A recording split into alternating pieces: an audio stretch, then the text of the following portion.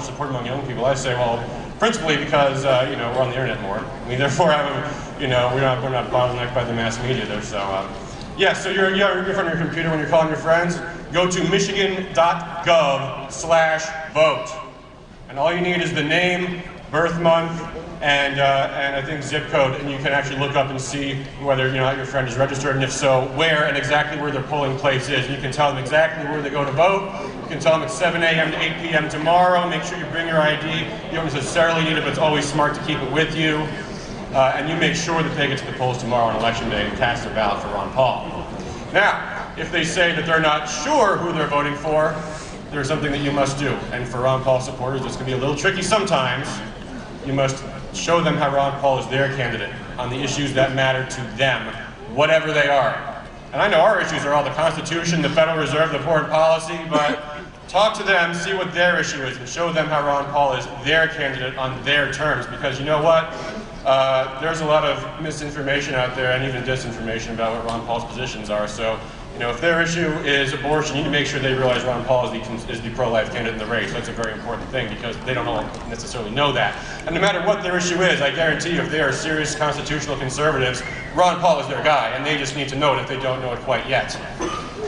Number two, in case any of them might actually be, caught up in this nonsense about, whether it's going to be Mitt Romney or Rick Santorum, whether or not that's important for Michigan, you might point out that neither one of them, there's not a dime's worth of difference between them, and neither one of them is going to beat Barack Obama. So if they actually want to do that, they're going to have to vote for Ron Paul tomorrow.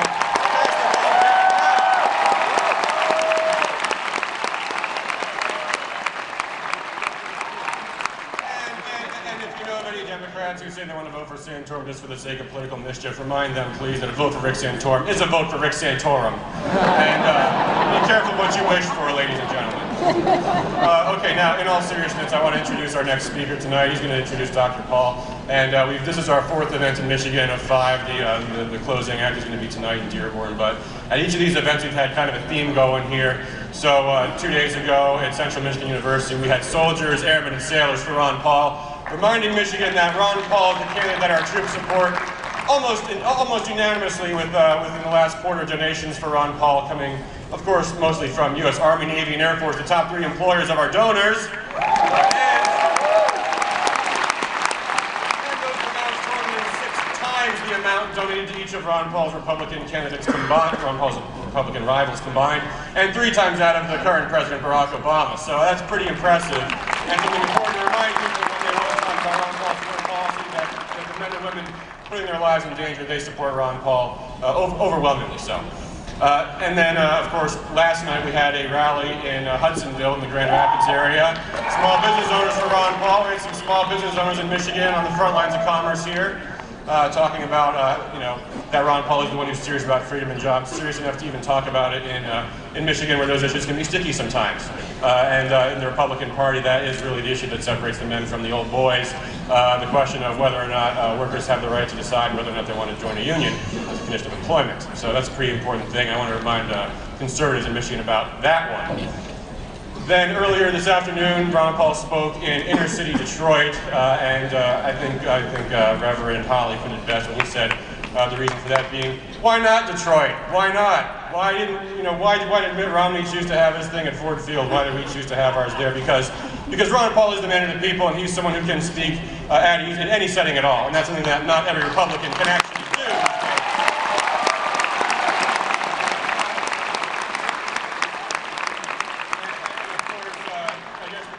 The theme we're celebrating right here is pretty obvious. It's you guys. It's Youth for Ron Paul. How on earth do any Republicans in Michigan think they're going to beat Barack Obama without the support of you guys? How? How do they even imagine doing that? I can't even figure it out.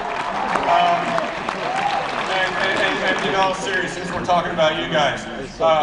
What do you think Ron Paul's legacy is going to be? You think it's going to be putting an end to the Federal Reserve and the IRS? Bringing our troops home from all these unnecessary undeclared wars? Well, this is a little difficult for me because I don't fully agree with that. Because he can't do any of those things by himself. Look around, you guys. You are Ron Paul's legacy, and it's what you do tonight and tomorrow that's going going to affect the future of our country and whether or not we can do these things. So give yourselves a round of applause, and thank you all for coming tonight.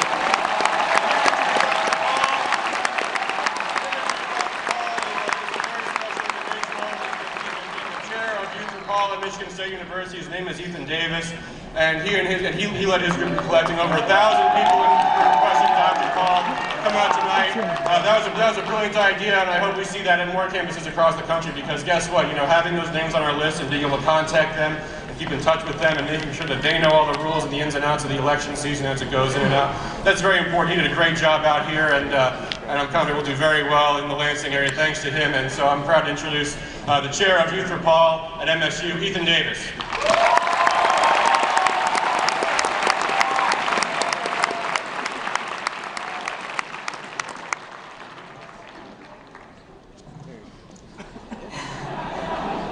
It was in 2007, when I was browsing YouTube, that I first heard about a hero. It was that day, it was from listening to him that day, that I opened my mind to politics and philosophy for the first time. It was then that I began watching the presidential debates just to hear this revolutionary man speak. It was then that my life changed forever. Such has been the case with many young people. It's often asked why it is that the youth love this man. Unlike our parents who get their news from television and newspapers, we're on the internet more, and with a broader variety of sources, we're more informed. We see right through the other candidates. We see this man's record. We see that while in Congress, he has never voted to raise taxes. He's never voted for an unbalanced budget. We see that he has sided with freedom every time on every issue.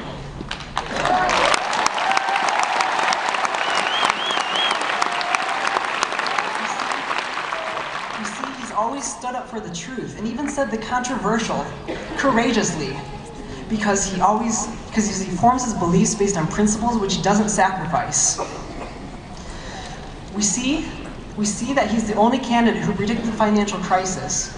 We see that what he's been saying for years and decades has always been true. We see his campaign pamphlets from 1988.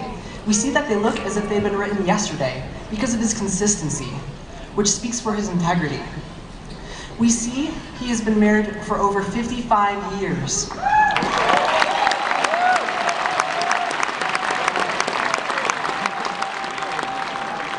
Married 55 years, he has 19 grandchildren, 5 great-grandchildren. We see he's a family man with virtue and strong values. We see how he conducts himself in the debates. We see that although he's always been right, he is the most humble man in the race for the presidency.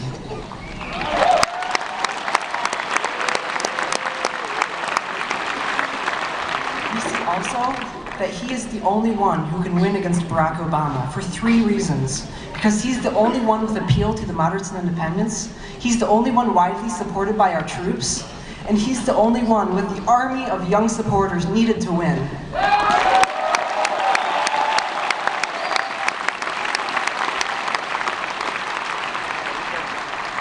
Finally, we see that he's an honest and trustworthy man, whose message of liberty is winning the hearts and minds of millions.